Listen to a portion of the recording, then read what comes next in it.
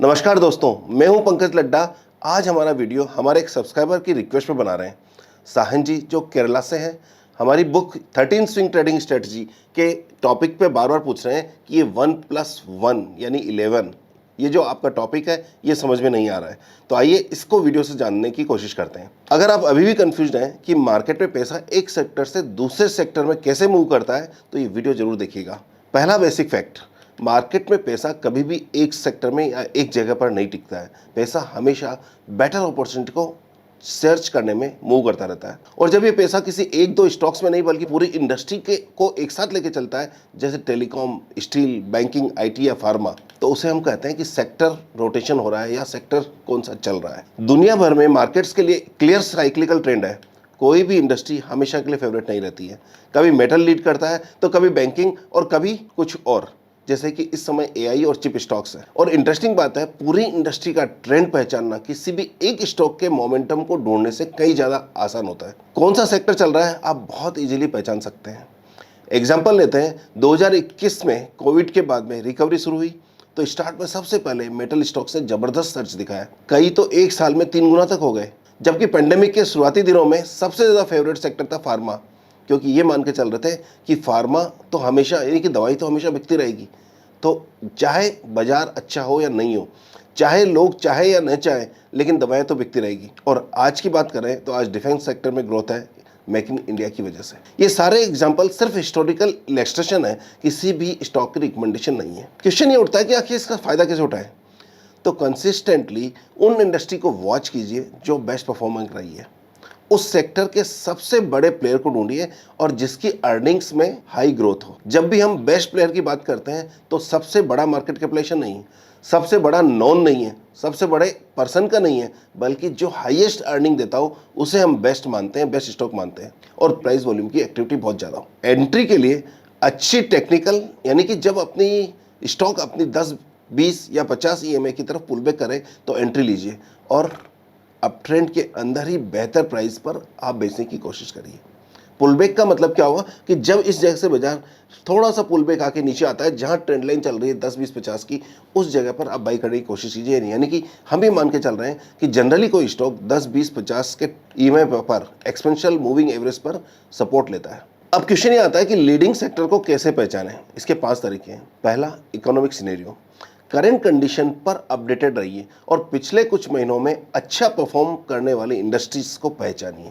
दूसरा, ब्रेकआउट, जो industry breakout level के आसपास हो या जिस इंडस्ट्री के ज़्यादातर स्टॉक्स ब्रेकआउट पर हो, या वहाँ से स्टॉक्स को सेलेक्ट करना काफ़ी कंफर्टेबल होता है, बेहतर मौका होता है। तीसरा, रिसेंट परफॉर्मेंस, जो इंडस्ट्री पिछले हफ्ते में 3 से 5% बढ़ी हो पूरी इंडस्ट्री में, और वो स्ट्रांग मोमेंटम का सिग्नल है। जरा सोचिए, जब कोई इंडस्ट्री 3 से 5 बढ़ी होगी तो उसके अंदर के स्टॉक कितने बड़े होंगे। चौथा, रिवर्सल अप्रोच, पहले ब्रेकआउट वाले स्टॉक को ढूंढिए, फिर उनकी इंडस्ट्री को चेक कीजिए, और जिससे लीडिंग सेक्टर रिवील होते हैं। यदि आपके स्टॉक्स में जो ब्रेकआउट स्टॉक्स हैं वो आप वीकली बेसिस पे चूज करते हैं, तो उनमें से ज़्यादातर स्टॉक्स यदि एक ही सेक्टर से निकल के आ रहे हैं तो यह आपको पता लगता है कि ये लीडिंग सेक्टर है। पांचवा, रिस्क मैनेजमेंट, यानी कि इंडस्ट्री के लीडर में ट्रेड करना जनरली कम रिस्की होता है।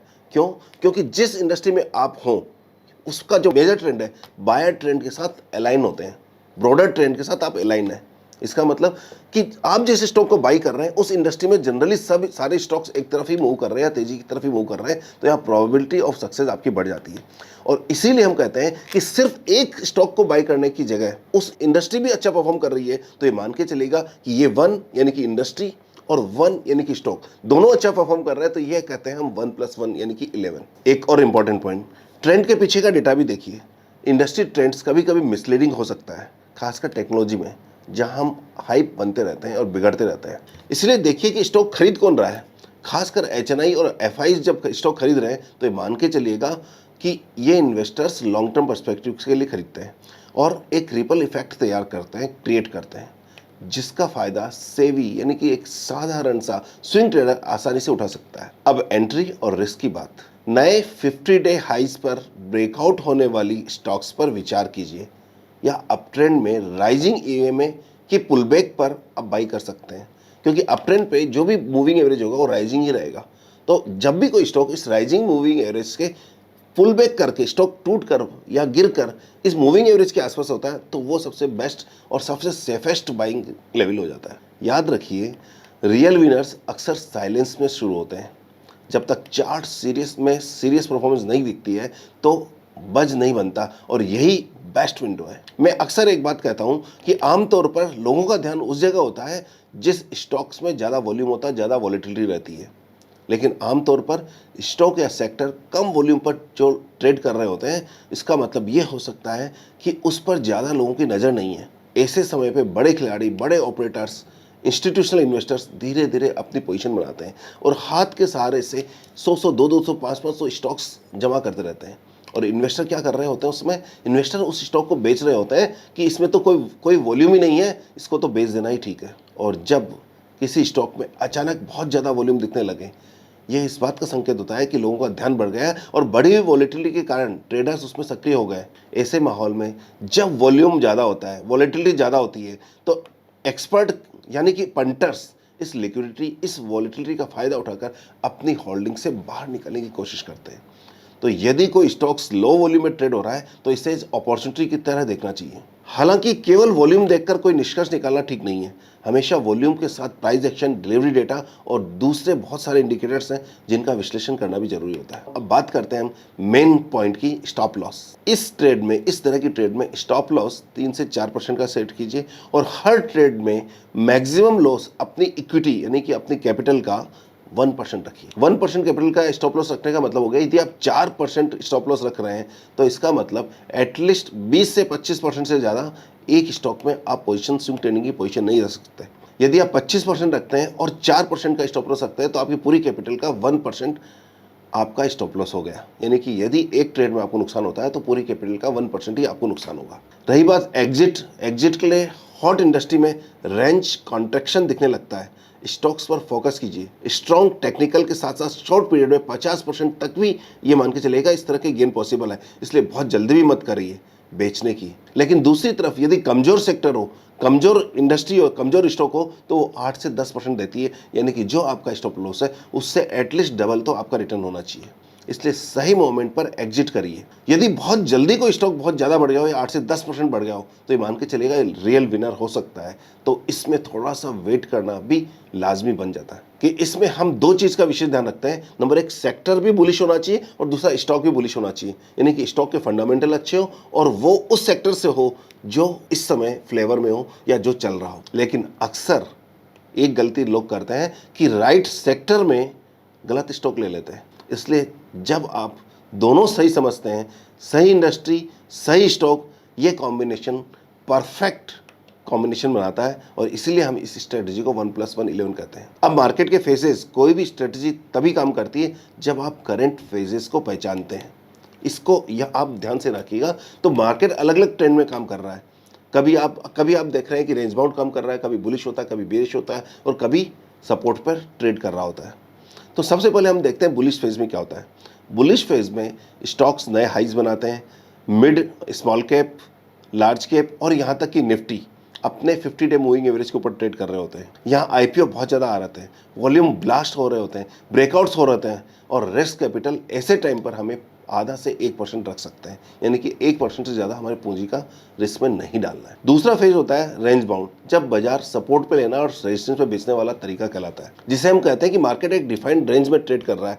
ब्रेकआउट या ब्रेक डाउन से पहले ये मान के चलिएगा उस सपोर्ट पर सपोर्ट ले रहा है और रेजिस्टेंस पर रेजिस्टेंस फेस कर रहा है। ऐसे टाइम पर रिस्क कैपिटल को घटाकर 0.25 से 0.5% तक कीजिए। क्वार्टरली अर्निंग पर फोकस करें और सपोर्ट और रेजिस्टेंस स्ट्रेटजी को यूज करें। ये स्ट्रेटजी ऐसे टाइम पर बहुत यूजफुल होती है क्योंकि रेजिस्टेंस पे आपको बेचना है। बाय द वे, यदि रेजिस्टेंस के बाद में ब्रेकआउट भी हो जाता है तो मान के चलेगा नई स्ट्रेटजी यानी कि बुल फेज में आप आ गए, तो अगेन ये मान के चलना पड़ेगा कि बाजार का फेज चेंज हो गया है। तीसरा आता है बियरिश फेज, जब सारे इंडिसेस 50 डे मूविंग एवरेज के नीचे ट्रेड कर रहे हैं। मोस्टली ऐसे टाइम पर आपके पास कैश होना चाहिए। शॉर्टिंग कंडीशनल बेसिस पर करिए। ब्रेकआउट पर खरीदना इस फेज में ये मान के चलना है कि ब्रेकआउट ज़्यादातर फेज होंगे। बियरिश मार्केट आपसे पेशेंस मांगता है, तो आप पेशेंस रखिए और साथ में अपॉर्चुनिटी का वेट करिए कि बाजार का ट्रेंड कब चेंज होता है। इस तरह नेक्स्ट होता है बॉटमिंग प्रोसेस। ये प्रोसेस होता है जब बाजार अपने बॉटम पे पड़ा हो, फियर अपने टॉप पर हो, ऑल ऑफ सडन बॉटम बन जाता है और बॉटम बनने के बाद में जैसे ही बाजार में रिवर्सल आता है, ज़्यादातर लोग उसको समझ नहीं पाते हैं। यहाँ पर हम जनरल मार्केट ट्रेंड की स्ट्रेटजी को फॉलो करते हैं और इंक्रीज्ड बाइंग वॉल्यूम, यानी कि जब ग्रीन कैंडल बनती हो तो उस समय वॉल्यूम बड़ा हो और जिस दिन रेड कैंडल बन रही हो उस दिन वॉल्यूम कम हो, बुलिश रिवर्सल हो, पुट कॉल रेशियो जैसे इंडिकेटर्स यहाँ पर बहुत यूजफुल होते हैं। यहाँ दो स्ट्रेटजी सबसे ज़्यादा काम करती है। नंबर एक, मीन रिवर्सल यानी कि बीटन डाउन स्टॉक को टारगेट करना, और दूसरा रिलेटिव स्ट्रेंथ यानी कि स्टॉक जो गिरावट में कंसोलिडेट हुई थी, जिसमें कि ज़्यादा ज़्यादा रिलेटिव स्ट्रेंथ दिखी हो, उस पर फोकस करना, यानी कि जो सबसे ज़्यादा टूटा हो और जो सबसे कम टूटा हो।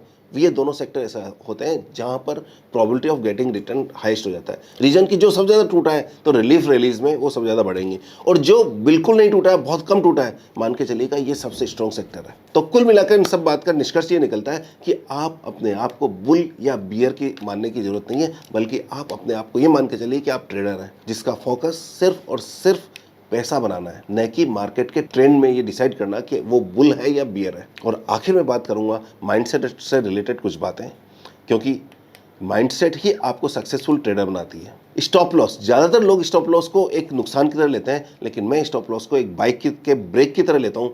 जैसे बिना ब्रेक के आप कार या बाइक नहीं चलाते हैं, और वैसे ही बिना एग्जिट प्लान के इन्वेस्टमेंट मत करिए। मिस्टेक हो जाए तो उसे एडमिट करिए, एग्जिट करिए, ट्रेड को कट करिए और आगे बढ़िए। ये हो गया स्टॉप लॉस। दूसरा है फ्लेक्सिबल रहिए। 2020 में कोविड के टाइम पर जब मार्केट अचानक बेरिश हुआ और 23 मार्च को निफ्टी ने 7511 पर बॉटम बनाया और रिवर्स हुआ, तो ज़्यादातर लोग अभी तक मंदी में रह गए और अपनी पुरानी स्ट्रेटजी के चिपके रह गए कि हर रिलीफ पे बेचिए। और जो फ्लेक्सिबल थे उन्होंने मौका पकड़ा और वहाँ से बड़ी लॉन्ग पोजीशन बनाई। तीसरा पॉइंट, अपनी बोरोइंग को समझदारी से मैनेज कीजिए। ओवर लिवरेज नहीं होना चाहिए, ये एक डेंजरस गैम्बल है। चाहे स्टॉक्स पर आपको कितना भी भरोसा हो, आप अपने इन्वेस्टमेंट पोर्टफोलियो में लेवरेज लेके काम करेंगे तो आपके दिमाग में बैक ऑफ द माइंड एक प्रेशर हमेशा रहेगा कि मेरे इंटरेस्ट की कॉस्टिंग है। अंत में मैं इतना ही कहूँगा कि ट्रेडिंग एक डेस्टिनेशन नहीं है, एक जर्नी है। प्रॉफिट टारगेट पर फिक्स होने के बजाय अपने वेल डिफाइंड स्ट्रेटजी को फॉलो करें। मार्केट खुद आपको टारगेट देता है और आपके लिए टारगेट सेट करता है। तो साहन जी, उम्मीद है कॉन्सेप्ट आपको समझ में आया होगा। 1+1 यानी 11 क्या होता है। और एक ज़रूरी बात, इस वीडियो में सारे एग्जाम्पल, स्टॉक्स, नंबर्स सिर्फ एजुकेशनल और हिस्टोरिकल इलस्ट्रेशन के पर्पज से है। ये कोई बाई या सेल रिकमेंडेशन नहीं है। कोई भी इन्वेस्टमेंट डिसीजन लेने से पहले अपने फाइनेंशियल एडवाइजर से कंसल्ट करें। पास्ट परफॉर्मेंस फ्यूचर रिटर्न की गारंटी नहीं है, और म्यूचुअल फंड सहित सारे सिक्योरिटीज मार्केट में इन्वेस्टमेंट मार्केट रिस्क के अधीन होते हैं। अगर वीडियो यूजफुल लगा हो तो चैनल को लाइक कीजिए, सब्सक्राइब कीजिए, कमेंट करना मत भूलिए। यदि और भी कोई टॉपिक पर वीडियो चाहता हो तो नीचे कमेंट में जरूर लिखिएगा। और आप चाहते हैं कि हमारी टीम आपकी इन्वेस्टमेंट से रिलेटेड किसी चीज़ में मदद करें तो बहुत सारे लिंक डिस्क्रिप्शन में, उन्हें ध्यान से देखिए। मिलते हैं अगले वीडियो में, तब तक all the best and happy investing. Thank you very much. Investments in securities markets are subject to market risks. Read all scheme-related documents carefully before investing. This content is for educational purposes only and should not be considered as investment advice.